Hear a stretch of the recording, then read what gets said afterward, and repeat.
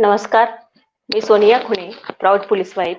मी हिंमत पोलिसांची या प्लॅटफॉर्मची संस्थापिका आणि मला येत्या 3 वर्षांमध्ये 10,000 पोलिसांच्या पत्नींना व्यक्त व्हायला शिकवणे व त्यांना आनंदाने जगायला शिकवणे हेच माझे ध्येय आहे. आणि आपण सर्वजण महिला दिनविशेष सप्ताहामध्ये सातत्याने रोज 6 दिवस भेटत आहोत आणि आजचा 7वा दिवस आपला आहे. आणि या सिरीजचं आपलं नाव आहे मुक्तांगण, मुक्तपणे व्यक्त होणाऱ्या मैत्रिणी. आणि या सिरीजमध्ये आपण आतापर्यंत मैत्रिणींना पाहिलेलं आहे. तर पहिल्या दिवशी प्रणवती शितोळे मॅडमला पाहिलं आणि त्यांनी आपल्याला समन्वयातून सामाजिक बांधिलकी या विषयावर मार्गदर्शन केलं. नंतर दुसऱ्या दिवशी आपल्याला मैथिली सावंत मॅडम भेटल्या आणि त्यांनी रिलेशनशिप वरती खूप सुंदर मार्गदर्शन केलं. आणि तिसऱ्या दिवशी आपल्याला सुनीता नकाते मॅडम भेटल्या आणि त्यांनी आपली आनंदी सेकंड कशा प्रकारे असली पाहिजे त्याचं खूप सुंदर मार्गदर्शन केलेलं आहे. आणि चौथ्या दिवशी आपल्याकडे भाग्यश्री फुले मॅडम आल्या आणि त्यांनी सकारात्मक पालकत्व या विषयावर मार्गदर्शन केलं.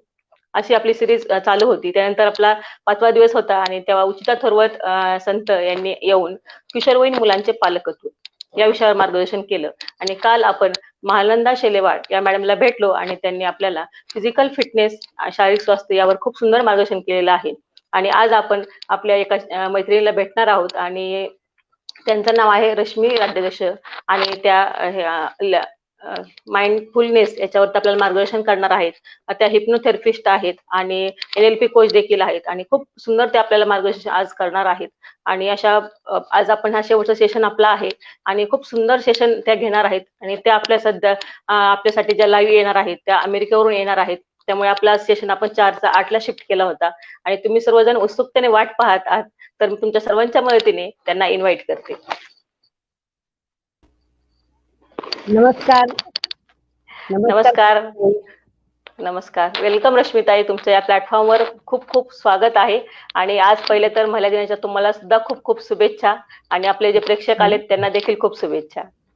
तुम्हाला सगळ्यांना महिला दिनाच्या खूप खूप शुभेच्छा आणि थँक्यू सोनियाताई, तुम्ही मला या प्लॅटफॉर्मवर बोलवलं म्हणून तुमचे खूप खूप आभार आणि ऑनलाईन स्वराज्याचे आभार, कारण त्यांच्यामुळे आपली ओळख झाली. नक्कीच नक्कीच. हो. आणि आता मी थोडीशी ओळख सांगितली शॉर्टकट मध्ये, तर तुम्ही तुमची जरा ओळख आपल्या प्रेक्षकांना करून द्या. आपल्याकडे प्रेक्षक आलेले आहेत महानंदा शेलवाल मॅडम आणि त्या पण म्हणतात गुड इव्हिनिंग आणि हॅपी वुमन्स डे. तर नक्कीच सेम टू यू मॅम, तुम्हाला देखील. चालेल रश्मिता, ओळख करून द्या तुमची. तर मी रश्मी राजाध्यक्ष वेलिंग आणि मी गेले 27-28 वर्ष मी अमेरिकेत राहते आहे आणि मी गेले 29 वर्ष ऑक्युपेशनल थेरपी आणि हिप्नोथेरपी आणि NLP या माध्यमातून मेंटल हेल्थ ह्या क्षेत्रात काम करते आहे. आणि सोनियाताईंनी मला माइंडफुलनेसवर बोलवायला सांगितलं आहे. तर त्याच्याबद्दल थोडंसं म्हणजे की माझी सायकोलॉजीची ओळख जी आहे ती माझ्या कॉलेजमध्ये झाली आणि मग तिथून हा माझा प्रवास चालू झालेला आहे. तर ही थोडीशी छोटीशी ओळख आणि मग आता पुढे जाऊ. नक्कीच. आणि खूप सुंदर तुम्ही सांगितलं तुम्ही की हे माइंडफुलनेस वरती काम करता वगैरे. पण मला जाणून घ्यायला आवडेल की तुम्ही ह्या क्षेत्राकडे का वळल्या? मग तुम्हाला हेच का क्षेत्र निवडावंसं वाटलं तुमच्या पुढच्या लाईफसाठी, तुमचं गोल ठरवलं का वाटलं करिअरसाठी वगैरे? ओके. सो माइंडफुलनेस ही एक जीवनशैली आहे आणि मी असं माइंडफुलनेस मध्ये मी कशी आली हे थोडासा मी तुम्हाला प्रवास सांगते. की मी लग्न झाल्यानंतर आम्हाला माइंड बद्दल खूप उत्सुकता होती आणि म्हणून मग आम्ही असे माइंडफुलच्या गोष्टी काय असतात हे पहिल्यांदा 1996 मध्ये बघायला चालू केलं. आणि तेव्हा काय आम्ही काही त्याची प्रॅक्टिस वगैरे करत नव्हतो, पण आम्हाला क्युरिओसिटी म्हणून वेगवेगळ्या सेंटर्समध्ये जाऊन मेडिटेशन काय असतं, माइंडफुलनेस काय असतं, ह्याच्यावर व्हिडिओ बघायला, ह्याच्यावर थोडेसे इकडे एक पब्लिक टेलिव्हिजन असतं त्याच्यावरचे काही काही कार्यक्रम बघायला असे चालू केले. मग दीपक चोप्रा, वेन डायर असे बरेचसे ऑथर संपर्कात आले. परमहंस योगानंद यांचा एक आनंद आश्रम आहे तिकडे गेलो आणि कुठल्याही प्रोग्रामला एनरोल नाही केलं, पण त्याचा प्रवास चालू झाला. मग रेकी केलं. मग अशा बऱ्याचशा गोष्टी केल्यानंतर त्याच्याबद्दल जास्त उत्सुकता वाढायला लागली. आणि मग 2001 मध्ये त्याच्या आधी मला मुलगी झाली 99 मध्ये आणि 2001 मध्ये मी मेंटल हेल्थमध्ये काम करायला चालू केलं. आणि जेव्हा मेंटल हेल्थमध्ये काम करायला चालू केलं तेव्हा मला कळलं की माइंड हे किती महत्वाचं आहे आणि माइंड म्हणजे आपलं हे कोर आहे. म्हणजे हे आपल्या जसं आपलं हृदय आपल्याला इम्पॉर्टंट आहे तसं माइंडमुळे सगळं जग चालतं. तर ते माइंड ला जर आपण चांगलं केलं तर त्याच्यातनं आपलं आयुष्य सुंदर होऊ शकतं. ही एक डोक्यामध्ये कल्पना आली आणि मग माझ्या मेंटल हेल्थमध्ये काम करायला लागल्यानंतर तिकडे डिप्रेशन, स्किझोफ्रेनिक असे मेंटल व्याधीने चे लोक होते आणि त्यांना फिजिकल प्रॉब्लेम पण होते. मग त्यांच्यासाठी आपण काय करू शकतो? आणि मग तेव्हा मला असं कळलं की ही पाळी यायच्या आधी जर आपण माइंडवर आपल्या काम केलं तर आपल्याला त्याचा खूप फायदा होईल. आणि परत आम्ही मेंटल हेल्थ वर्कर जो आहोत, जे आम्ही लोकांना मदत करतो, तर त्यांच्यासाठी माइंड त्यांचं चांगलं असणं हे फार महत्वाचं होतं. मग मी तिकडे छोटे-छोटे प्रोग्राम चालू केले आणि मग त्याच्यातनं असा माझा माइंडफुलनेसचा प्रवास चालू झाला. वाव! खूप जबरदस्त, खूप सुंदर सांगितलं तुम्ही. तुमची जर्नी म्हणजे कशी सुरू झाली, एकदम छान सांगितलं. तर त्याच रिलेटेड मला असा पुढचा प्रश्न विचारावासा वाटतं, की तुम्ही माइंडफुलनेसवरती एवढं सांगताय, तर त्याच्यात नक्की त्याचा म्हणजे माइंडफुलनेस म्हणजे नक्की काय आणि त्याचे फायदे काय आहेत? याबद्दल थोडं सांगा आपल्या Sure. प्रेक्षकांना. तर माइंडफुलनेस म्हणजे आता अगदी सोपं सांगायचं म्हणजे आता प्रेझेंट मोमेंटमध्ये एक गोष्ट घ्यायची आणि त्याच्यावर नॉन जजमेंटली म्हणजे निरपेक्षपणे आणि काइंडली लक्ष केंद्रित करायचं. आणि त्याच्यामुळे जी जागरूकता निर्माण होते, हे म्हणजे माइंडफुलनेस. म्हणजे आता एक्झाम्पल द्यायचं झालं तर आपण आपल्या श्वासावर लक्ष जे केंद्रित करतो, त्याला आणि म्हणजे आत घ्यायचा श्वास तो पूर्णपणे आत घ्यायचा आणि पूर्णपणे बाहेर सोडायचा. आणि त्या प्रोसेसमध्ये जी जागरूकता निर्माण होते त्याला माइंडफुलनेस म्हणतात. तर आपण करू शकतो का आता? आपण इकडे प्रात्यक्षिक करू शकतो का त्याचं? करू शकतो आणि प्रेक्षकांना सुद्धा मी सांगू इच्छिते. आता भाग्यश्री तर फुले आलेल्या आहेत. मी एक हां. पेन घेते. मला पेन देतात का? हां. आणि मुग्धा राणे आहेत, महानंदा शिलेवाड आहेत. जर हां, तुम्ही जर हे खरंच करू शकत असाल तर एक पेन हां, तुम्ही घ्या हां, आणि जसं तुम्हाला जमेल तसं फॉलो करायला हां. प्रयत्न करा. तर सगळ्यांनी असं पेन घ्या आणि हे पेनचं हे टोक आहे आणि हा एंड आहे. तर आपल्याला काय करायचं आहे, की इथून श्वास घेताना इथपासनं इथपर्यंत हा श्वास आत घेतला आणि श्वास बाहेर सोडताना इथून इथे श्वास बाहेर. असं आपण 3दा करूया. ओके. So okay. आणि कुठल्या एकाही वेळेला आपलं पूर्ण लक्ष विचलित नाही झालं पाहिजे. डोळे उघडे ठेवा किंवा डोळे बंद करा. कसंही. तर श्वास आत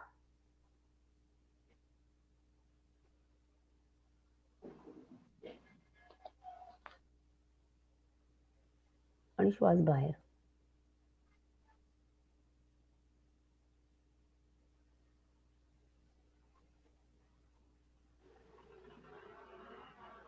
आत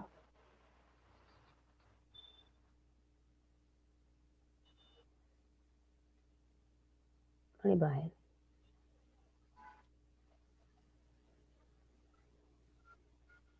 आणि आत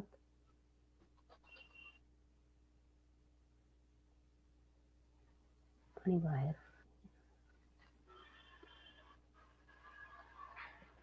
तर ह्याला माइंडफुलनेस म्हणतात, की पूर्णपणे श्वासावर लक्ष केंद्रित झालं पाहिजे.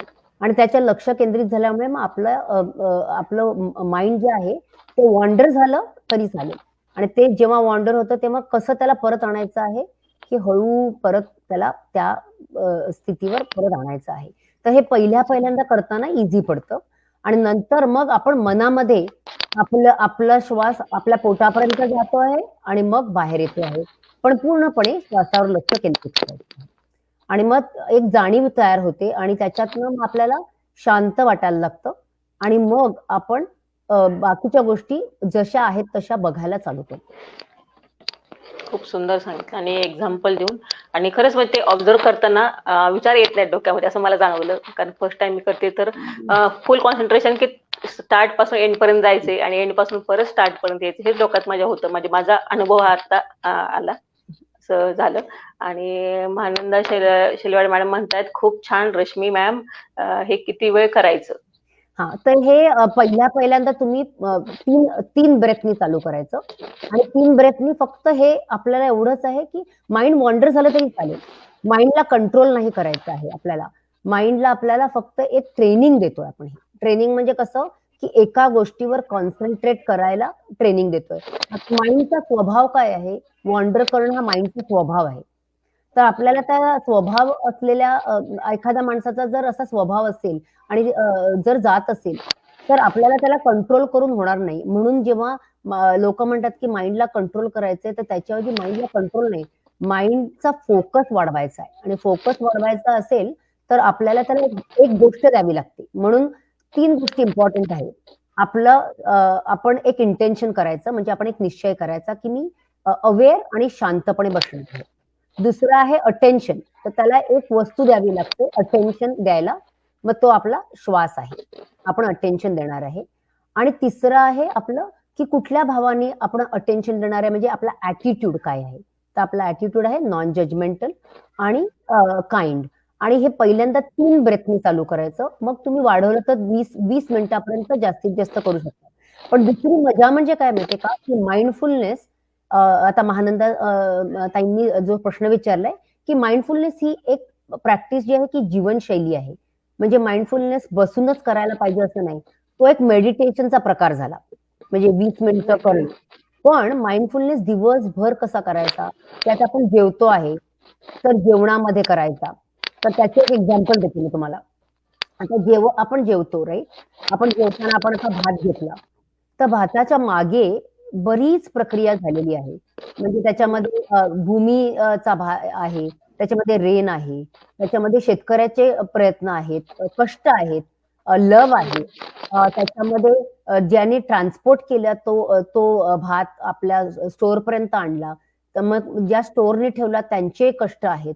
आणि तिथून मग ज्याने आपल्यासाठी तो भात बनवला त्याचं प्रेम आहे. तर ह्या सगळ्या प्रोसेस जर आपल्याला ह्या प्रोसेस आपण कळतच नाही. आपण काय करतो, जेवताना आपण पटापट जेवतो आणि त्याच्यावर आपलं लक्ष नसतं. तर आपण जेवताना ह्या भावाने जर जेवलो की तर ही माइंडफुलनेसची प्रोसेस आहे. मग आपण हळूहळू चालताना ती प्रोसेस करू शकतो, जेवताना ती प्रोसेस करू शकतो, आपल्या बोलण्यामध्ये ती प्रोसेस असते की माइंडफुल म्हणजे ही आपली जीवनशैली म्हणून, म्हणजे आपल्या किचनमध्ये काम करताना, कुकिंग करताना कुठेही ती आपण प्रॅक्टिस करू शकतो. एक्झॅक्टली. खूप सुंदर. मी आता तुम्हाला तेच प्रश्न विचारणार होते, की माइंडफुलनेसची प्रॅक्टिस आपण रोजच्या जीवनामध्ये कशी करू शकतो आणि ते आवश्यक आहे का? किंवा त्याचा कसा फायदा होतो? हे मला विचारायचं होतं. तुम्ही थोडं एक्सप्लेन जरा एक्झाम्पल देऊन केलं तर बरं होईल. कारण माइंडफुलनेस वरती बरेच म्हणजे मलाही नॉलेज नाहीये. आपले प्रेक्षक जे पाहतात त्यांना सुद्धा हा उपयोगी पडण्यासारखा प्रश्न आहे. म्हणून मी हा क्वेशन तुम्हाला विचारला. बरोबर. तर दिवसभर आपण कसं असतं की आपले थॉट जे येत असतात ना, ते खूप भराभर थॉट येत असतात. आणि आपण ऑटो पायलटवर, म्हणजे आपण अगदी म्हणजे अवेअर नसताना असे काम करत असतो. म्हणजे आपण जिवंत आहोत, म्हणजे आपला श्वास चालला आहे म्हणून आपण जिवंत, पण आपला आनंद किंवा त्या प्रक्रियेमध्ये आपली पूर्ण इन्व्हॉल्वमेंट जी असते ना, ती नसते आपली. म्हणजे आपण एखाद्या मुलाला सोडायला गेलोय आपण, एक्झाम्पल द्या. तर मुलाला सोडून घरी आल्यावर कधी-कधी आपल्याला वाटतं, "अरे, मी घरी आली?" असं कधी वरती वाटतं. किंवा कधी-कधी आपण एखाद्या बाजारात जाणार असेल आणि आपल्याला तो नेहमीचा रस्ता आहे. आपण बाजारात जातो आणि मग आपल्याला वाटतं, की आज मला बाजारात नव्हतं यायचं. आज मला दुसरीकडे जायचं होतं. पण आपण आपल्या धुंदीत आपण म्हणतो ना, आपण धुंदीत असतो. विचारामध्ये असतो. विचारामध्ये असतो. तर ते विचारांचं जाळं होतं आपलं. आणि त्या विचारांमध्ये कुठले विचार असतात, की आपल्या पास्टमध्ये काय झालंय, प्रेझेंटमध्ये काय झालंय. मग आपल्याला कधी-कधी आपले विचार असतात, की आपण हे बरोबर केलं का? काल जे आपण केलं ते बरोबर केलं का? असे बरेच विचार आपल्या डोक्यात येत असतात. आणि एक विचार आला, की त्याच्यातनं दुसरा, दुसऱ्यातनं तिसरा. मग आयदर आपण पास्टमध्ये अडकलेलो असतो किंवा आपण फ्युचरमध्ये, आता म्हणजे उद्या आपल्याला काय करायचंय, मग आपल्याला 1 महिन्याने आपली सुट्टी आहे, मग काय करायचंय, मग तिकडे काय घेऊन जायचंय. म्हणजे आपण प्रेझेंट मोमेंटमध्ये राहतच नाही. त्याच्यामुळे आपला प्रेझेंट आनंद मिळत नाही आपल्याला. आणि आपल्याला कधी-कधी लोकांनी विचारलं ना, की तिकडे गेली, म्हणजे तू कुठेतरी गेली होती, तिकडे तू आनंद घेतलास का? पण आपण फोटो काढण्यामध्ये किंवा आपण दुसऱ्याच गोष्टीमध्ये असतो, म्हणजे जिकडे असतो तिथे नसतो. आयदर आपण पास्टमध्ये असतो किंवा फ्युचरमध्ये असतो. आणि म्हणून याचा दैनंदिन जीवनामध्ये फायदा कसा होतो, की त्याच्यामुळे आपण विचारांच्या जाळ्यातनं बाहेर येतो आणि आपल्याला खराखुरा आनंद मिळतो. आणि ती मोमेंट आपण जगतो, म्हणजे आनंदाने जगतो. पूर्णपणे आपण त्या मोमेंटमध्ये प्रेझेंट असतो. आणि त्या प्रेझेंटमध्ये असतो, म्हणजे आपले काय होतं, सायंटिफिकमध्ये सांगायचं का, मी सायन्सची स्टुडंट आहे म्हणून. तर आपण जेव्हा ऑटो पायलटवर असतो, तेव्हा आपले एक टाइपचे ब्रेन सेल्स असतात ना, किंवा जे सर्किट असतात, ते ऍक्टिव्हेट होत असतात. जेव्हा आपण माइंडफुलनेसची प्रॅक्टिस करायला लागतो, तेव्हा आपण आपला हा आजूबाजूचा जो भाग आहे, तो ऍक्टिव्हेट व्हायला लागतो आणि त्याच्यामुळे आपण पूर्णपणे आपल्या ब्रेनचा उपयोग करतो. नाहीतर आपल्या ब्रेनचा फक्त 10% उपयोग लोक करतात. तर माइंडफुलनेसमुळे तो उपयोग होतो आणि त्याचे मग बरेच बरेच बरेच फायदे आहेत आपल्याला. नाही, खूप सुंदर तुम्ही सांगताय. म्हणजे की माइंडफुलनेस म्हणजे किती इम्पॉर्टंट आहे आणि आपण म्हणजे हे हे नकळत करत असतो. म्हणजे आपण भविष्याचा विचार करत असतो किंवा भूतकाळात हे म्हणजे सवय झाली असते आपल्या बरोबर, माइंडलाच ती. तर बरोबर, त्याला वर्तमानात जगायला शिकवायचंय आपल्याला. आणि बरोबर, ते असं मला ह्यातून बरोबर, जाणवलं की तुम्ही तेच सांगताय की वर्तमान काळात कसं जगायचं हे ह्यातून आपल्याला समजणार आहे. तर बरोबर. आता असाच पुढचा माझा प्रश्न होता. आपण जसं हे बोलतोय तसंच आता माइंडफुलनेस आणि आपले नाते जे असतात, हसबंड वाईफ असेल किंवा मुलांमध्ये असेल, कुठलेही नातेसंबंध असू द्या, तर याच्यामध्ये त्याचा कसा उपयोग होऊ शकतो किंवा होतो का? याच्याबद्दल काय सांगाल तुम्ही? तर आता मी जसं तुम्हाला सांगितलं ना, की माइंडफुलनेसचे नातेसंबंधांमध्ये फायदे आहेतच. पण त्याच्या आधी मी तुम्हाला सगळेच फायदे सांगते. तर आणि मग मी तुम्हाला सांगते, की नातेसंबंधांमध्ये कसे फायदे आहेत. तर आपण चालेल. जेव्हा आपले असे खूप खूप थॉट येत असतात आणि मोस्ट ऑफ द थॉट जे असतात ना आपले, ते खूप असे भीतीदायक असतात किंवा आपल्याला चिंतेचे असतात. आणि त्याच्यामुळे काय होतं, आपल्या ब्रेनमध्ये, आपल्या बॉडीमध्ये एक वेगळ्या तऱ्हेची केमिस्ट्री तयार होते. आणि त्याच्यामुळे मग आपल्याला अनइझी फिलिंग वाटायला लागतं. आणि आपल्याला पोटाचे विकार होतात. म्हणजे आपलं डायजेशन चांगलं नाही राहत. आणि जेव्हा आपल्याला भीती वाटते, तेव्हा मग आपली इम्युनिटी कमी होते. आणि तेव्हा मग आपला जो विचार करण्याची जी शक्ती आहे ती खुंटते. कारण जेव्हा आपल्याला आणि जे आपल्याला भीतीचे काय येतात, कारण तसे आपल्याला साठी म्हणून आपलं ते डिफॉल्ट मोड आहे. त्याच्यामुळे येतात. आणि त्याच्यामुळे मग आपले सगळं चलन-वलन आपल्या बॉडीचं बिघडून जातं. पण जेव्हा माइंडफुलनेसच्या एनर्जीमध्ये आपण येतो, तेव्हा मग आपल्या बॉडीमध्ये चांगल्या प्रकारचे ऑक्सिटोसिन, डोपामिन, सेरोटोनिन असे हार्मोन्स हार्मोन्स. यायला लागतात. आणि त्याच्यामुळे मग काय होतं, त्याच्यामुळे आपलं इम्युनिटी चांगली होते. त्याच्यामुळे मग आपलं थिंकिंग चांगलं होतं. त्याच्यामुळे आपलं डायजेशन चांगलं होतं. मग आपले विचार चांगले होतात. कारण डायजेशन चांगल्यामुळे उत्साह वाटायला लागतो, आनंद वाटायला लागतो. आतमधनं जे आपण म्हणतो ना, शांतता वाटते, ते वाटायला लागतं. कशाच्या मागे धावायला आहे, असं नाही होत. म्हणजे आपल्या मनामध्ये आतमधनं जे एक शांतपणा जो आपला म्हणतो आपण, की आपल्याला असं एखाद्या तलावाच्या काठी बसल्यानंतर कसं शांत वाटतं, तसं आपल्याला आतमधनं शांत वाटतं. आणि मग आतमधनं शांत वाटल्यानंतर आपलं डिस्ट्रॅक्शन कमी होतं आणि त्याच्यामुळे मग काय होतं, मग आपलं आपलं आतमधलं इरिटेशन कमी होतं आणि मग त्याचा डेफिनेटली आपल्या स्वप्रतिमेवर आणि आपल्या स्वप्रतिमेचा मग आपल्या रिलेशनशिपवर असा फायदा होतो. मग आपण स्पिरिच्युअली पण आपल्याला वाटतं, की आपल्याला कुणाची तरी साथ आहे. मी एकटी नाहीये. माझ्या बरोबर युनिव्हर्स आहे. माझ्या बरोबर माझी लोकं आहेत. मग आपल्याला आतमधनं जे कनेक्शन जे आपण म्हणतो, ते आपल्या स्वतःबरोबरचं कनेक्शन इतरांबरोबर आणि मग ते आपण ज्यांच्या संपर्कात येतो, त्यांच्याबरोबर ते कनेक्शन वाढायला लागतं. खूप छान. आणि आता तुम्ही सांगितले नातेसंबंध पण. पण मला हे असं विचारावंसं वाटतंय, की तुम्ही मला सांगता, की माइंडफुली आपण जगल्याने फायदे काय होतात. पण त्यासाठी माइंडफुलीनेस म्हणजे कसं करायचं ते? टिप्स काय सांगू शकता तुम्ही, की ते आपण करू शकतो रेग्युलर जीवनामध्ये काय करू शकतो? मग टिप्स म्हणजे कसं, म्हणजे आपण पहिल्यांदा आपण आपलं माइंडफुल ब्रीथिंग बघितलं. आपण ते ब्रीथिंग बघितलं आणि जेव्हा आपण काम करत असतो ना, तेव्हा आपण जेव्हा ही प्रॅक्टिस करायला लागतो ना, तेव्हा आपल्याला कळायला लागतं, की हां, मी आता ना भांडी घासता-घासता सडनली माझे शोल्डर खूप घट्ट झाले आहेत. त्याच्यामुळे मग ते आपण रिलॅक्स करतो आणि मग आपल्या भांडी घासण्यामध्ये आपण जी प्लेट साफ करतोय त्याच्यावर पूर्णपणे लक्ष असतं. म्हणजे कोणी बघू देत किंवा नको बघू देत, की आपण ते पूर्णपणे प्लेट आनंदाने साफ करतोय. आता प्लेटच साफ करते मी.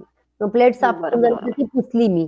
मग ती पुसली नक्की. मी मग ह्याचा फायदा कसा होतो मी तुम्हाला सांगते, की आपण बोलण्यामध्ये, की आपण मग लोकांचे भाव हे जाणतो आपण. कारण आपण त्या माणसावर केंद्रित होतो. आता एक्झाम्पल द्यायचं म्हणजे आपली मुलं येतात.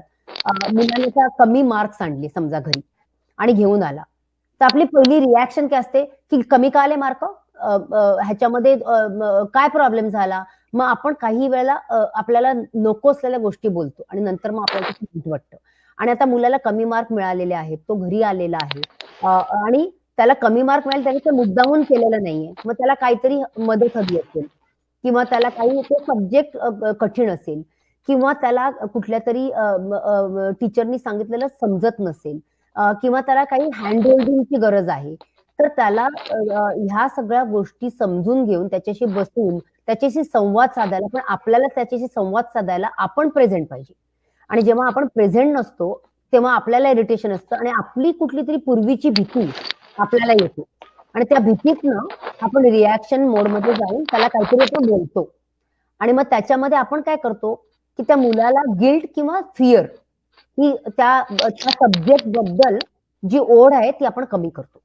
म्हणजे ह्याच्यामध्ये काय होतं, आपण ऑटो पायलटमध्ये आपण लोकांना चुकीच्या गोष्टींशी संबंध लावतो. म्हणजे त्या सब्जेक्ट बद्दल त्या मुलाच्या मनात घृणा निर्माण होते किंवा त्या मुलाच्या मनात न्यूनगंड निर्माण होतो आणि ह्या सगळ्या ऑटो पायलटमुळे होतात.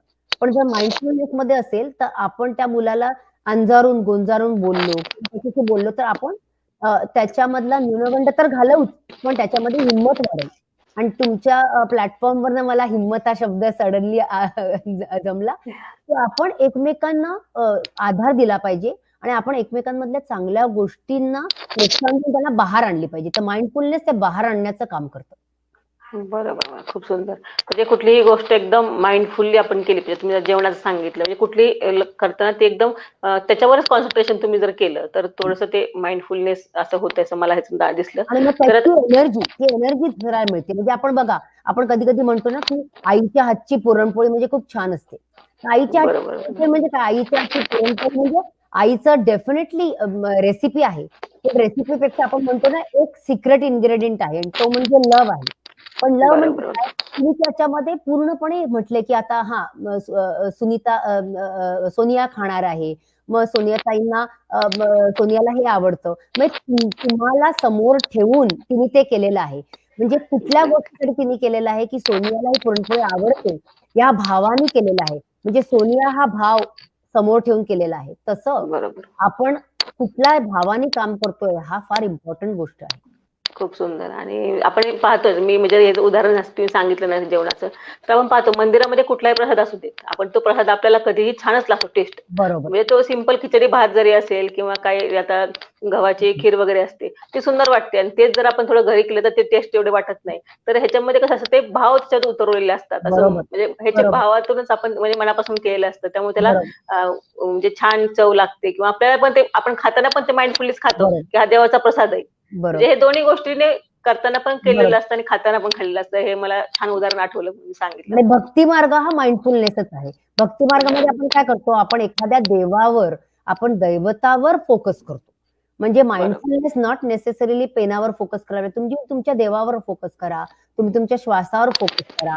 तुम्ही तुमच्या कामावर फोकस करा. म्हणजे जे हातात दिलेलं आहे त्यावेळेला त्याच्यावर फोकस करणं आणि 2 गोष्टी फार इम्पॉर्टंट, की नॉन जजमेंटल आणि काइंड हे इम्पॉर्टंट पाहिजे. आपण जबरदस्ती कुठेही करत नाहीये. आपण फक्त बरं. अवेअर आहेत आणि ऑब्झर्व्ह करतो. बरोबर. खूप छान सांगितलं. आता तुम्ही माझ्या प्लॅटफॉर्मचं म्हणताय, तर मला पण तोच मोठा प्रश्न आहे. आता आमच्या बऱ्याचशा पोलीस पत्नी आहेत किंवा आता बरेचसे ते पोलीस म्हणजे जॉब करणारे लेडीज पण आहेत. तर काय होतं, की आमच्या सारखे ट्रान्सफर होतात. जिल्ह्यामध्ये ट्रान्सफर होते. कधी आउट ऑफ म्हणजे जर पोस्ट वरची असेल, तर आउट ऑफ डिस्ट्रिक्ट पण जावं लागतं. म्हणजे ऑल महाराष्ट्र फिरायला लागतं.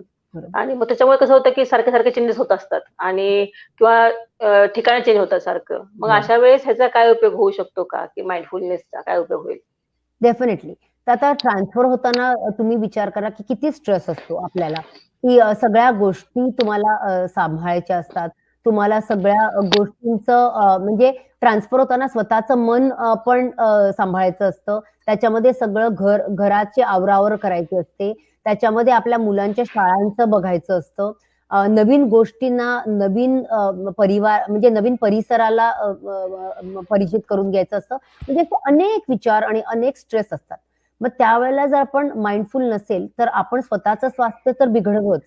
पण त्याच्यामध्ये आपल्या मुलांवर पण आपलं लक्ष होत नाही. कारण तुम्हाला जसं भीती वाटत असते, तशी मुलांनाही भीती वाटत असते.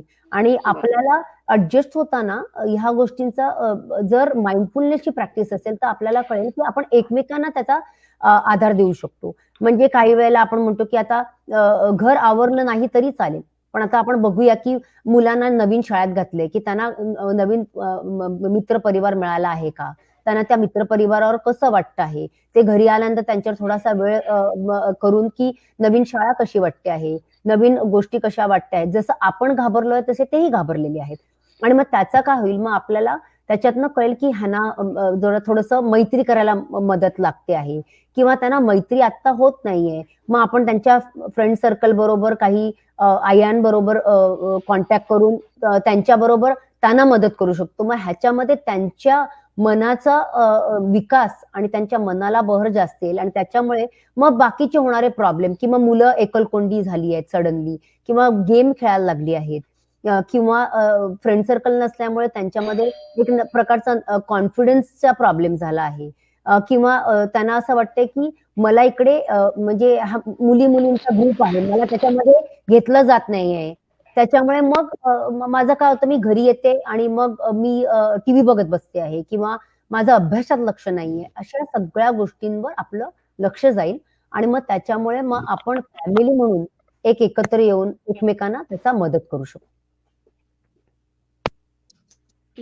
खूप सुंदर तुम्ही सांगताय मॅडम आणि छान सांगितलेलं आहे. तर माहिती त्यांनी आपल्याला कमेंटमध्ये एक क्वेश्चन विचारलेला आहे, कोणत्याही गोष्टीवर पटकन रिॲक्ट होणं कसं कंट्रोल करायचं आणि यात माइंड कसं रिलॅक्स ठेवायचं?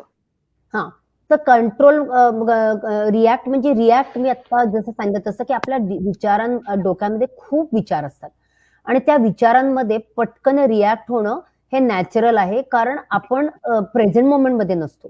आणि रिॲक्शन ही गोष्ट काय आहे की आपल्याला जेव्हा आपल्याला आतमध्ये जे विचार होत असतात त्याच्यामुळे आतमध्ये स्ट्रेस, आपण काय म्हणतो, विचारांमुळे आपली केमिस्ट्री बदलते आणि केमिस्ट्री जी आहे ते आपल्याला आपलं फिलिंग क्रिएट करतात. म्हणजे फिलिंग आपण म्हणतो की मला आता छान वाटतं आहे किंवा मला आता अनइझी वाटतं आहे.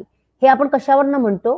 ही आपल्या आतमधली केमिस्ट्री आहे. म्हणजे आपल्या आतमध्ये जर कॉर्टिसॉल आणि ॲड्रिनालिन असेल तर आपल्याला चांगलं वाटत नाही आणि ते जेव्हा असतं तेव्हा आपण रिॲक्ट करतो आणि म्हणून जेव्हा आपल्या विचारांच्या जाळ्यामध्ये आपण अडकलेलो असतो तेव्हा आपण रिॲक्ट करतो. मग माइंडफुलनेसमध्ये काय होतं, म्हणून पटकन जेव्हा आपल्याला रिॲक्ट करायचं नसेल तेव्हा अगदी पूर्णपणे 1 किंवा 2 श्वास घ्यायचे आणि त्याला काय म्हणतात, एक आपण पॉज बटन म्हणतो. म्हणजे आपलं रिॲक्शनरी कसं असतं की आपलं बटन ते दाबलेलंच असतं, डिफॉल्ट मोडमध्ये आपण येतं ते बाहेर आणि म्हणून त्याच्यामध्ये एक सेकंदाचा जर पॉज घेतला आपण तर मग आपण ते स्विच होतो. त्या ॲड्रिनालिन मधनं आपल्याला स्विच व्हायला आपण जेव्हा श्वास घेतो पूर्णपणे फोकसनी तेव्हा मग आपण ते बटन हे आपण आणि ही प्रॅक्टिस आहे. आणि ह्याचं कसं असतं की एक वाईट गोष्ट असेल, म्हणजे आपल्या मनामध्ये जर एक सल असेल तर त्याला काउंटर ऍक्ट करायला आपल्याला 5 चांगल्या गोष्टी कराव्या लागतात. तर म्हणून ही प्रॅक्टिस जशी जशी तुम्ही करत जाल तसं तुम्हाला कळायला लागेल की आता माझं, आणि म्हणून त्याच्यासाठी एक प्रॅक्टिस तुम्हाला पण अजून एक सांगते की जर तुम्ही आता जर्नल राहायला घेतलं आणि आज तुम्ही ज्यांनी प्रश्न विचारलाय त्यांनी ठरवलं की आजच्या दिवसामध्ये मी कुठे कुठे रिॲक्ट झाली हे मी आज नोटीस करणार आणि झोपायच्या आधी मी लिहून ठेवणार. आणि जर ते लिहून ठेवलं तुम्ही तर तुम्हाला कळायला लागणार की आज मी 10 वेळा रिॲक्ट झाली समजा. आता मी उद्या बघणार, उद्या मी आता 8च वेळा रिॲक्ट झाली किंवा ह्या वेळेला मला रिॲक्ट व्हायच्या आधी कल्पना आली आणि असं करत जाल तुम्ही तेव्हा तुम्हाला कळणार की अजून 15 दिवसांनी तुम्ही बघाल की तुम्ही रिॲक्ट कमी होता किंवा पटकन तुमचा राग निवळतोय. म्हणजे आपण म्हणतो की मी राग आला आणि मी 2-3 दिवस रागात राहिली किंवा काही लोक म्हणतात मला आठवडाभर राग राहिला. मग तुमचा तो राग आठवड्याच्या ऐवजी 5 दिवसात गेला, मग 6 दिवस, मग 4 दिवसात गेला, मग तुम्ही म्हणाल 15 मिनिटात गेला आणि मग तुम्ही म्हणाल की राग आलाच नाही. तर ही प्रॅक्टिसनीच तुम्हाला हे कळणार आहे की आपण ह्याच्यातनं रिॲक्शनरी मोड, कारण रिॲक्शनरी कसं आहे ना, हा इतका रोजचा मार्ग झालेला आहे आपला करण्याचा की त्याच्यासाठी म्हणून मग ही कॉन्शियस प्रॅक्टिस आहे आणि म्हणून म्हटलं की ही एक जीवनशैली आहे. म्हणून ही प्रॅक्टिस म्हणजे काय फक्त बसून 20 मिनिटं करायची नाहीये, पण म्हणून आपण प्रत्येक वेळेला रिॲक्ट करायच्या आधी एक सुंदर श्वास घ्यावा आणि मग रिॲक्ट, मग आपला प्रतिक्रिया द्यावी. मग रिॲक्ट मधनं आपण रिस्पॉन्ड मोडमध्ये येतो. म्हणजे आपली अबिलिटी टू रिस्पॉन्ड म्हणजे रिस्पॉन्सिबिलिटी. म्हणजे आपल्याकडे शक्ती आहे रिस्पॉन्ड करायची पण ती आपण यूज करत नाहीये. खूप सुंदर सांगितले. आता भाग्यशीचा असा आपला प्रश्न स्क्रीनवरती आहे की आपण हे मुलांकडून करून घेऊ शकतो का? अगदी जरूर. जेव्हा तुम्ही करायला लागणार ना तेव्हा आपली मुलं कुठून शिकतात? आपली मुलं आपल्याकडनं शिकत असतात. जर आपण रिस्पॉन्ड करायला लागलो की आपण त्रागा नाही करायला लागलो, आपण इरिटेशन नाही करायला लागलो, की ते आपोआप आपल्यामधनं खूपशा गोष्टी शिकत असतात. आता आपण म्हणतो की नाही, की आपण म्हणतो की माझी सवयी अगदी माझ्या आईसारख्या आहेत. त्या कुठून आल्या आईसारख्या सवयी? आपण अनुकरण करत असतो. आपण आपल्या आई-वडिलांचं, आपल्या एन्व्हायर्नमेंटचा खूप मोठा वाटा आहे, की आपण जी पुस्तकं वाचतो, आपण ज्या लोकांना बघतो, ज्यांच्या संगतीत राहतो, त्यांचे आपण नुसतंच आपल्याला आवडत नसतात, की त्यांचे आपण अनुकरण करत त्यांचं रोल मॉडेल आपण करत असतो. तर जर तुम्ही हे करायला लागलात, तर तुमची मुलं पण ह्याच म्हणजे मुलांना पण कळायला लागतं, की हां, आता आई नी आपल्याला मार्क वाईट आले तरी आपल्याला आई ओरडली नाही. अरे, हा हा काय? हा कसं काय झालं? आणि मग आपल्या मुलांनाही ती आपोआप सवय लागते, की न रागावता, हे करता मग आपण सांगू शकतो, की "हां, मला हे समजावून सांग, काय झालं?" आणि मग आपण ते जेव्हा दाखवतो, आपण करतोय, मग ते मुलं पण आपल्याला त्याच भावाने करतात. का आपण काय म्हणतो, आपण एक्सचेंज ऑफ एनर्जी करत असतो. तर एक्सचेंज ऑफ एनर्जी कशी होते, की आपण एकमेकांचं अनुकरण करत असतो. आणि जेव्हा आपण एकमेकांशी बोलतो, तर बोलणं हे फक्त 7% आहे. पण आपलं अनुकरण कुठून होत असतं, की फिजिओलॉजी आपण आपण जे बसतो आणि आपला जे आहे ते आपलं आहे 55% आणि जे आपलं बोलण्याची जी भाषा आहे ती आपली 38% आहे आणि शब्द फक्त 7 आहेत. तर त्याच्यामुळे आपल्या अनुकरणासाठी आपल्याला बदलणं आधी शक्य आहे आणि मग आपलं बदललं, की आपली डेफिनेटली मुलं, आपला नवरा आणि तुम्हाला बाकीचे लोकं पण तुम्हाला सांगायला लागतील, की "अरे, तुझी एनर्जी काही वेगळीच वाटते आहे." आणि हे तुम्ही जाणवाल आणि तुम्हाला अशी प्रतिक्रिया पण मिळायला लागतील. नक्कीच. खूप सुंदर तुम्ही सांगितलं आणि भाग्यश्रीने पुढे विचारलं होतं आपल्याला, की काय ॲक्टिव्हिटी करू शकतो, तर ते थोडं तुम्ही सांगितलेलं आहे. आणि मला वाटतं मी जेव्हा तुम्हाला इंटरव्ह्यूसाठी विचारलं, तेव्हा आपण जे गप्पा मारल्या त्याच्यातून मी पण तुम्हाला प्रश्न हाच विचारला होता आणि बरोबर, तुम्ही सांगितलं होतं तेव्हा, की ॲज अ पॅरेंट म्हणून आपण काय केलं पाहिजे, की तुम्ही बरोबर, पहिले तुमच्या संभाषण किंवा तुम्ही जे बोलता, तुमचं जे ट्युनिंग आहे बोलण्याचं, त्याच्यावर पहिले तुम्ही ऑब्झर्वेशन करा, की तुम्ही कशा पद्धतीने बोलताय. कारण त्याला जसं तुम्ही बोलता तशी समोरून प्रतिक्रिया येत असते. तर तुम्ही कशा बरोबर. पद्धतीने बोलता हे खूप इम्पोर्टंट आहे. मुलांसोबत बोलताना आपण कशा पद्धतीने बोलतो हे खूप गरजेचं आहे. म्हणजे ते त्याच्यावर मी माइंडफुली लक्ष द्यायला लागले किंवा मी बोलते म्हणजे आपोआपच मला समजायला लागलं, आपण इथं आवाज मोठा केला की काय रिएक्शन येते. आपण तेच प्रेमाने विचारलं तर रिएक्शन काय येते. एक खूप सुंदर तुम्हाला सांगितलं होतं. 8 दिवसात मला ते खूप छान त्याचा फायदा पण दिसायला लागलाय. म्हणजे बरोबर. या छोट्या-छोट्या गोष्टी ज्या आहेत त्या माइंडफुली जर आपण करायला गेलो, तर ह्याचा खूप फायदा होतो. हे मला 8 दिवसात तेवढं समजलेलं आहे. तर नक्की प्रेक्षकांना सुद्धा हे फायदा होणार आहे. तुम्ही नक्की हे सेशन छान प्रश्न विचारताय. तर नक्कीच तुम्ही प्रश्न विचारू शकताय मॅडमला आणि खूप सुंदर मॅडमचं नॉलेज आहे. त्या खूप सुंदररित्या माहिती सगळी सांगतात. कारण तुमच्या अनुभवाचे सगळे बोल आहेत हे आपल्याला दिसतायत. आणि तुम्हीच एखादं असं उदाहरण आम्हाला सांगू शकता किंवा एवढ्या केसेस तुम्ही सॉल्व्ह केल्यात, बऱ्याच तुम्ही सांगितलेल्या आहेत. तर असं एक एखादं उदाहरण सांगा, जेणेकरून प्रेक्षकांना पण ह्याच्यातून थोडीशी क्लॅरिटी येईल, की आपण नक्की माइंडफुलनेसचं काम कशाप्रकारे ते केसवर तुम्ही केलेलं आहे. हां. तर आपण आता मी तुम्हाला सांगते, की आता मी एखाद्या स्टोअरमध्ये आपण जातो आणि स्टोअरमध्ये एखादी गोष्ट असते आणि ती आपल्याला आवडत नाही. तर आपली नॉर्मल काय असतं, की आपण पटकन जातो आणि आपण मग स्टोअर कीपरला किंवा त्या दुकानदाराला म्हणतो, की "ए, हे इकडे ये. हे काय हे असलं सगळं काय करून ठेवलं आहे?" राइट? तर असं पूर्वीची जर मी असती, तर मी गेली स्टोअरमध्ये असते आणि मला आता एखादी गोष्ट दिसली. आता मी तुम्हाला एक प्रसंग सांगते. की एखादी मी एका स्टोअरमध्ये गेली आणि तिकडे मला एक गोष्ट दिसली की ती एक्सपायर डेट झालेली होती आणि तरी पण ते शेल्फवर ठेवलेलं होतं. तर मी काय केलं की त्या स्टोअर कीपरला बाजूला नेलं आणि मग त्याला सांगितलं की ह्या गोष्टीचं डेट एक्सपायर झालेली आहे. तर ती तू काढून टाक म्हणून आणि त्यांनी पण लगेच मला सांगितलं की थँक यू मॅडम सांगितलत म्हणून आणि तिकडे बरेच त्याचे कस्टमर होते. आता तर जर मला जर माझं दाखवायचं असतं रिएक्शनरी मोडमध्ये तर मी काय केलं असतं, मोठा धिंगाणा केला असता, सांगितलं असतं. त्याच्यामध्ये काय झालं असतं, त्याच्यामध्ये झालं असतं, की त्याच्या कस्टमरला वाटलं असतं, की बापरे! हा माणूस असं एक्सपायरी आयटम ठेवतो. त्यांच्यामध्ये मी एक फिअर क्रिएट केला असता.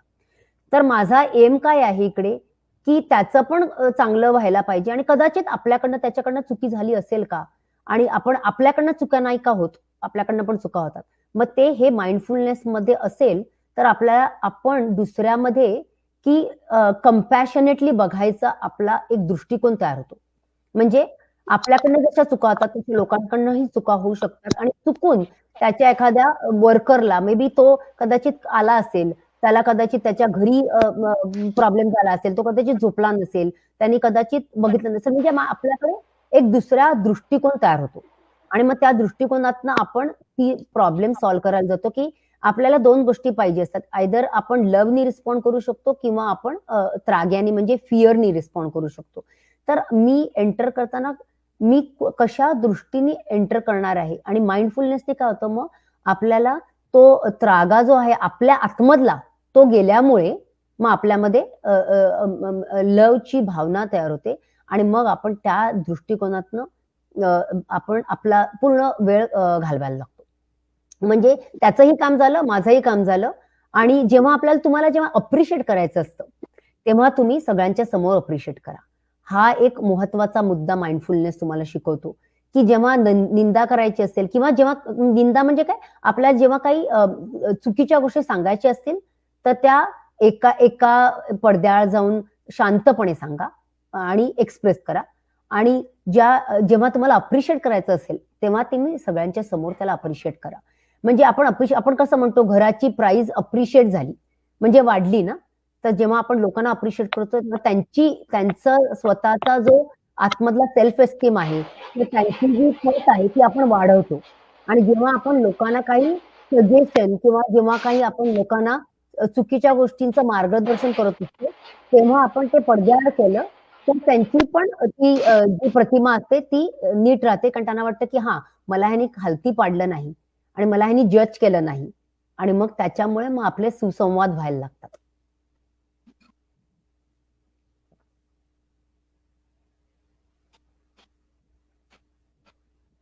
खूप सुंदर सांगितलं तुम्ही. आणि आता तर आपण पुढच्या प्रश्नाकडे वळूया, की आपण जीवन जगतोय. जीवन जगताना आपल्याला ह्याचा उपयोग होतो तुम्ही सांगितल्याप्रमाणे. खूप छान सांगितलं. म्हणून मला एक प्रश्न असा वाटला, की माइंडफुलनेस आता आपण बोलतोय बऱ्याच माइंडफुलनेस आणि सेल्फ अवेअरनेस याच्यामध्ये काय डिफरन्स आहे? सो सेल्फ अवेअरनेस आणि माइंडफुलनेस हे इंटरचेंजेबली लोकं वापरतात. पण आता तुमच्या भाषेत सांगायचं झालं म्हणजे की अवेअर असणं म्हणजे तुम्हाला त्या गोष्टीची जाणीव आहे. म्हणजे आता पोलीस पत्नी आहात तुम्ही म्हणून तुम्हाला सांगते की आपल्याकडे पिस्तूल असणं हा अवेअरनेस आहे. म्हणजे ती आपण चांगल्या कामासाठी, आक्रमणासाठी वापरू शकतो किंवा आपला बचाव करण्यासाठी वापरू शकतो. आणि माइंडफुलनेस म्हणजे त्याचा कसा वापर करावा, हे माइंडफुलनेस आहे. म्हणजे हा फरक आहे, की एखाद्या गोष्टीची जाणीव असणं आणि ती रोजच्या गोष्टीमध्ये वापरणं. तर जाणीव आहे ही माइंडफुलनेसमधनं जो भाव निर्माण होतो, तो अवेअरनेस आहे. आणि माइंडफुलनेस ही प्रोसेस आहे. म्हणजे अवेअरनेस वाढवण्याची आपली जाणीव म्हणजे आपल्याला जिवंत करण्याची जी प्रोसेस आहे, ती माइंडफुलनेस आहे.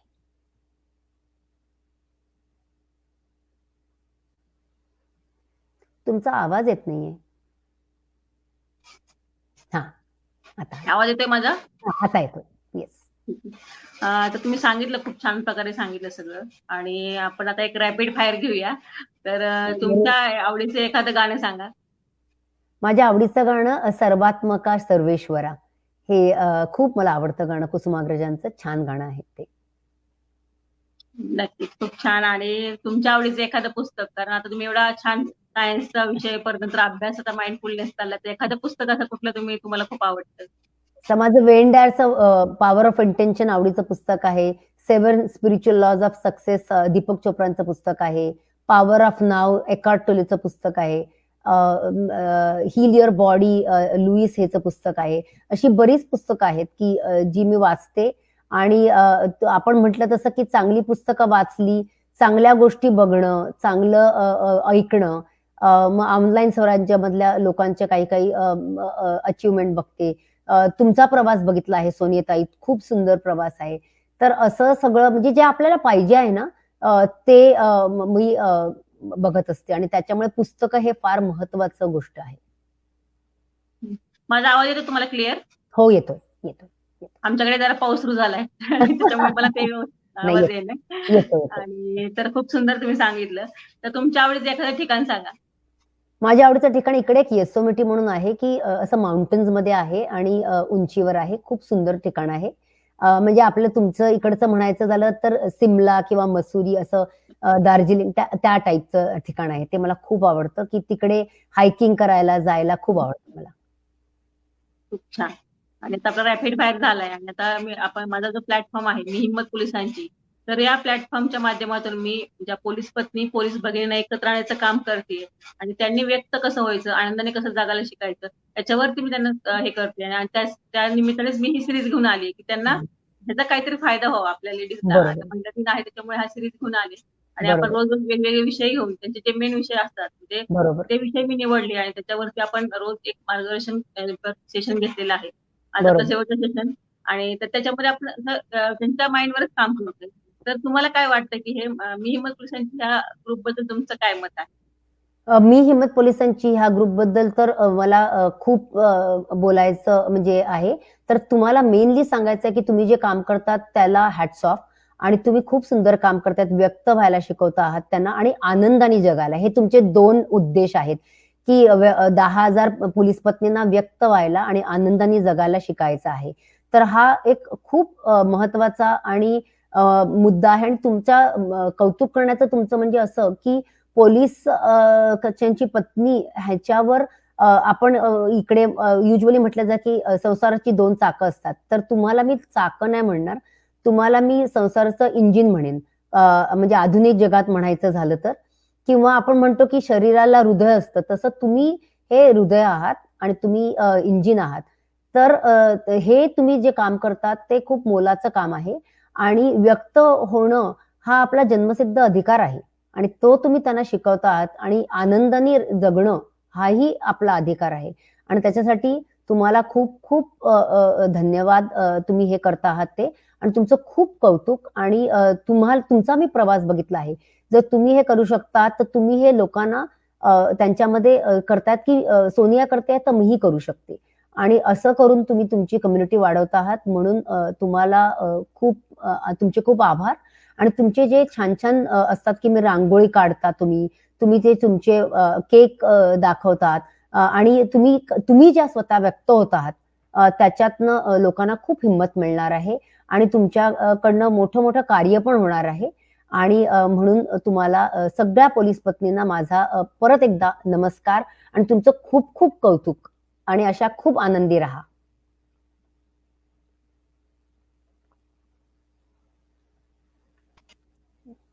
खूप छान तुम्ही म्हणजे सांगताय सगळं आणि खरंच खूप छान मार्गदर्शन केलेलं आहे. तर आता आपण शेवटाकडे वळलेलो आहोत. जाता जाता तुम्ही आपल्या मैत्रिणींना एक मेसेज काय द्याल? तर आता मी जसं म्हटलं की तुम्ही तुमच्या संसाराचं इंजिन आहात आणि तुम्ही म्हणजे हृदय कसं जसं शरीराला इम्पॉर्टंट असतं, कारला इंजिन इम्पॉर्टंट असतं, तसं तुम्ही फार इम्पॉर्टंट रोल करता आहात आणि तो रोल करताना जसं आपण कारला सर्व्हिसिंग करायला जातो इंजिनासाठी आणि आपण जशी आपल्या हृदयाची काळजी करतो कारण हृदय बंद पडलं तर आपण बंद पडलो. तर तसं आहे की पोलीस जेव्हा आपली सगळ्या लोकांची सुरक्षा करत असतात तसं तुम्ही त्यांचं घर चालवत असता आणि आजूबाजूच्या परिवाराला सुंदर बनवत असतात. तर त्याच्यासाठी तुम्ही तुमची काळजी घ्यायला शिका आणि त्याच्यासाठी तुमची सेल्फ केअर माइंडफुलनेसनी चालू करा. कारण त्याच्यामध्ये तुम्हाला तुमचा आनंद गवसेल आणि त्याच्यातनं जे सोनिताईंचं काम आहे व्यक्त होणं आणि आनंद दाखवणं त्याला तुमची जास्ती बहार येईल आणि म्हणून तुम्ही माइंडफुल राहा, स्वस्थ राहा आणि मस्त राहा. आणि माइंडफुल राहा.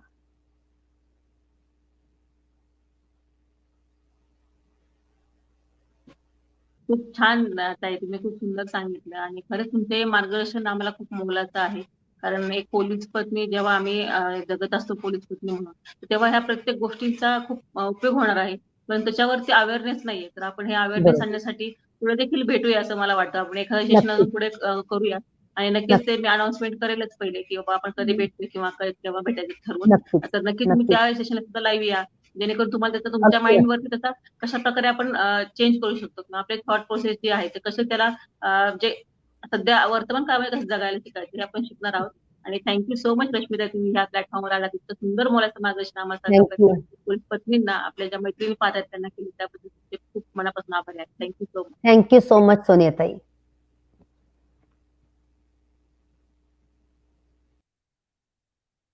तर आता आपण पाहिलं की रश्मिताईंनी आपल्याला किती सुंदर मार्गदर्शन केलेलं आहे आणि त्या खरं आज अमेरिकेवरून होत्या. सकाळी त्यांच्याकडे 6-6:30 वाजलेले आहेत आणि एवढ्या लवकर त्या आपल्या मैत्रिणींना भेटण्यासाठी आणि वुमन्स डेला खास त्यांना भेटायचं होतं आणि खूप सुंदररित्या त्यांनी आपलं इतकं सुंदर मार्गदर्शन केलेलं आहे. त्याबद्दल खरंच मी रश्मिताईंची मी खूप आभारी आहे आणि आपली सिरीज जी आपण 7 दिवस त्यांनी केली होती त्या सिरीजचा आज आपण शेवट करतोय आणि खरंच मुक्तांगण मुक्तपणे व्यक्त होणाऱ्या मैत्रिणी खूप सुंदरपणे व्यक्त झाल्या आणि त्याप्रमाणे म्हणजे मनाला सुद्धा इतक्या त्या छान सांगत होत्या. प्रत्येक गोष्ट मनापासून ऐकावीशी वाटली आणि खूप छान त्यांनी मार्गदर्शन केलेलं आहे. आणि खरंच ह्या आपल्या म्हणजे मार्गदर्शन घेण्यासारखं पण आपल्या मैत्रिणी त्या खूप जवळच्या वाटल्या. एकदम मनापासून त्यांनी आपल्याला छान मार्गदर्शन केलेलं आहे आणि रोज वेगवेगळ्या विषयावरती आपण मार्गदर्शन त्यांच्याकडून घेतलंय. सातत्याने असंच पुढे आपण भेटणारच आहोत वेगवेगळे विषय घेऊन. आणि तुम्हाला सुद्धा असं वाटत असेल की आपण एखादं सेशन कुठल्या विषयावर घ्यावं, तर नक्की तुम्ही कमेंटमध्ये टाईप करा, जेणेकरून पुढचे सेशन आम्ही घेऊन येताना ते सेशन त्याच्यावरती मार्गदर्शक भेटतील. ते शोधून चांगले तज्ञ त्यात शोधून त्याच्यावरती आम्ही मार्गदर्शन करण्याचा प्रयत्न करू. आणि नक्कीच मी हिम्मत पोलिसांची हा प्रायव्हेट ग्रुप आहे आपल्या लेडीजसाठी, तर नक्की तुम्ही जॉईन करा. तुमचे जे पोलीस बरोबरचे बांधव शेजार असेल कोणी राहिला, तुमच्या मैत्रिणी कोणी असतील, रिलेटिव्ह असतील, तर त्यांना तुम्ही हे नक्की शेअर करा, जेणेकरून त्यांना सुद्धा त्यांची स्ट्रेस फ्री लाईफ जगायला खूप मदत होईल. आणि खरंच तुम्ही सर्वजण इथे आलात, खूप छान कमेंट केल्यात, इंटरॅक्शन क्वेश्चन छान विचारले, त्याबद्दल मी तुमच्या सर्वांचे मनापासून खूप खूप आभारी आहे. Thank you so much. आणि जाता जाता सर्वांना महिला दिनाच्या पुनश्च एकदा खूप खूप शुभेच्छा. Thank you so much.